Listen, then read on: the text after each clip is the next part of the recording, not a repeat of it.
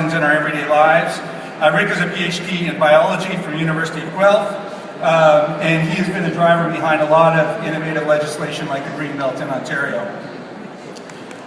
Well, wait till the end, sorry. They're all going to get a big round of applause at the end. The next contestant is Toby Heaps. Toby is the co-founder and president of Corporate Knights, which is known for its excellent and innovative and thoughtful magazine, but has actually really become much more than that. They describe themselves as a media research and financial products company focused on quantifying and animating clean capitalism drivers for decision makers. So we're delighted to have Toby on the panel. The third member is Mark Bloomberg. Mark is a partner at the law firm Bloomberg Siegel in Toronto. He's focused in the area of Canadian non-profit and charity law. Mark is on the executive of both the Canadian and Ontario Bar Association Charities and Not-for-Profit Law section. And he's the editor of CanadianCharityLaw.ca and GlobalPhilanthropy.ca. Next we have Stephen Hazel. Stephen is an environmental lawyer and founder of Ecovision Law.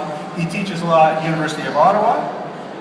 He's held senior management positions in 4 national environmental organizations, a federal government agency, and a leading consulting firm. And amongst his many accomplishments, Stephen led the team at the Canadian Environmental Assessment Agency that developed regulations for the implementation of the Canadian Environmental Assessment Act. And finally, we have Dr. Matthew Turner, who's a professor of the Department of Economics at the University of Toronto. He did his PhD in economics at Brown University. He's an associate editor at a number of economic journals, including Journal of Urban Economics, and his research appears in the American Economic Review, the Journal of Political Economy, and many other quarterlies and publications. And he's regularly featured in the popular press. So now we can applaud our panel.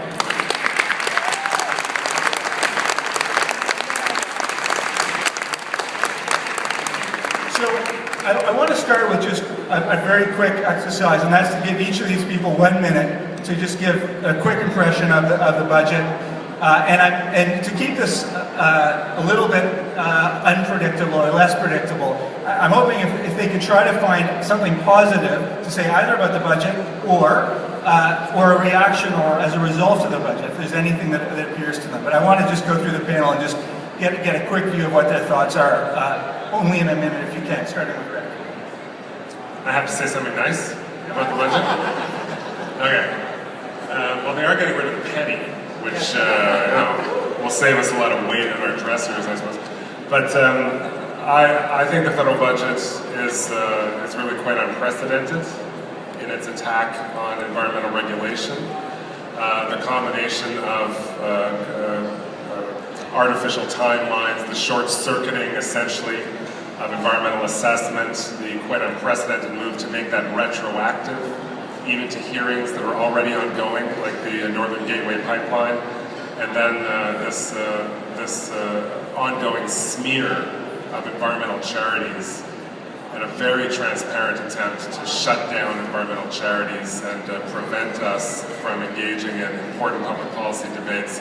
There has never been a federal budget that is a bigger handout to a specific industry.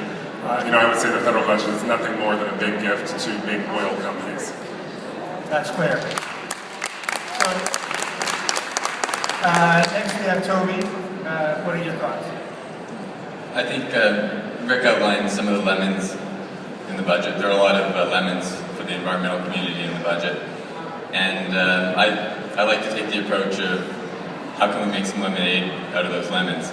And one of the biggest lemons in the budget, Rick highlighted it, the artificial deadlines for projects. So now if there's a major project, a pipeline project, like the Gateway, the government's put in deadlines, and they range from 12 to 24 months, arbitrary no matter what the project gets a decision. Whereas in the past, it could drag out 5, 6, even 7 or 8 years. And so that sounds like a bad thing for bad projects, and those environmental assessments and all the bureaucracy and process, they're there for a reason, to protect the environment. But the upside I can see out of it is, if we are going to make a transition on the third industrial revolution to a clean energy economy, it's going to require us laying down an entirely new infrastructure, including power transmission lines. And one of the upsides is if you want to build a power transmission line to get our clean energy, our hydro, our wind pump storage to the US to displace their dirty coal, you have to be prepared to make it a project that the Egyptians would respect with the time scales of the pyramids, and maybe your grandparents will see it happen. And so I see the upside of maybe we can basically the government has gotten out of the way, they're getting out of the way, and some bad projects are going to happen and be sloppy as a result, but I think we should take this as an opportunity to make some good projects and just steamroll them ahead, and that might dwarf some of the negative effects that are going to happen from the bad projects that go through. Mark, any quick thoughts? I'm just going to comment on the charity side of things purely. And so first of all, there was some concern that there would be, for example, changes that would forbid charities from being involved with political. There were concerns that there would be restrictions on charities receiving money from foreign sources, and both of those did not happen in the budget. Okay, so two of the things that were the most concerning to some people were not in the budget. On the plus side, the budget has put some resources, and we'll talk about the political issues separately, but just generally to the transparency and to saying that if charities don't file their forms properly and actually disclose what they're doing properly, then they could be suspended and things like that. And I think that's helpful. Forget about the environmental side for a second, but there's a lot of charities who are not disclosing what they're doing, for example, with fundraising costs and other things that they should be disclosing properly. So in that way, I think we'll have a more transparent sector afterwards. Stephen, any thoughts? Well, there are a few positives. There is money, I think $50 million for Speaks at Risk Act implementation. That's a good thing. And I think there was 13 million something to assist Aboriginal people participate in environmental assessments of these big projects. So it was good that they continued that program. So, and there were some other good things too. But the bottom line is, this is an extraordinary budget, as Rick said. It's an unprecedented attack on the environment and environmentalists. I've never seen anything like it. I think an interesting thing about this budget is the level of ignorance and the number of mistakes, the number of factual mistakes that have been made in the narrative that the government is spinning. They don't seem to care that they're actually telling lies. It doesn't seem to matter.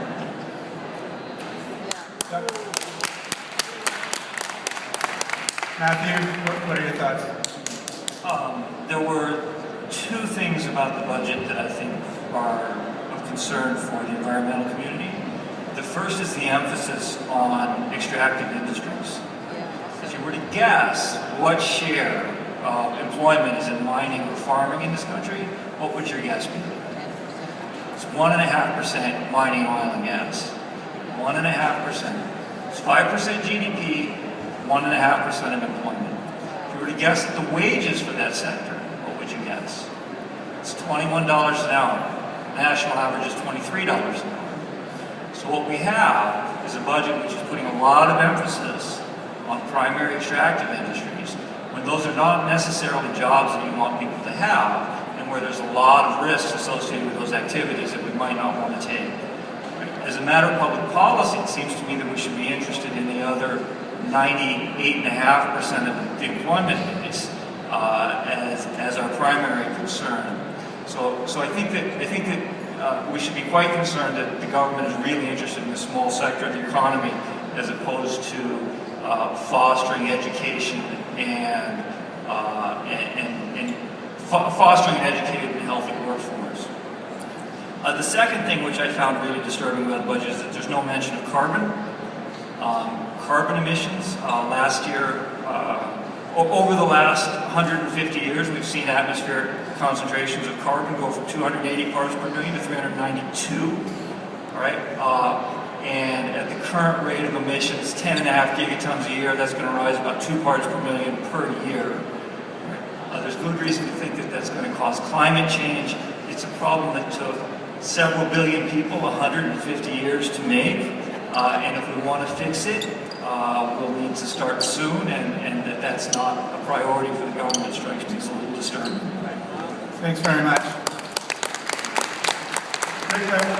I want to sort of go back a little bit. It was 5 years ago or 6 years ago, Al Gore produced his movie, climate change was polling, it was the top issue amongst Canadians for a period, and a lot of politicians were clamoring for the environmental vote.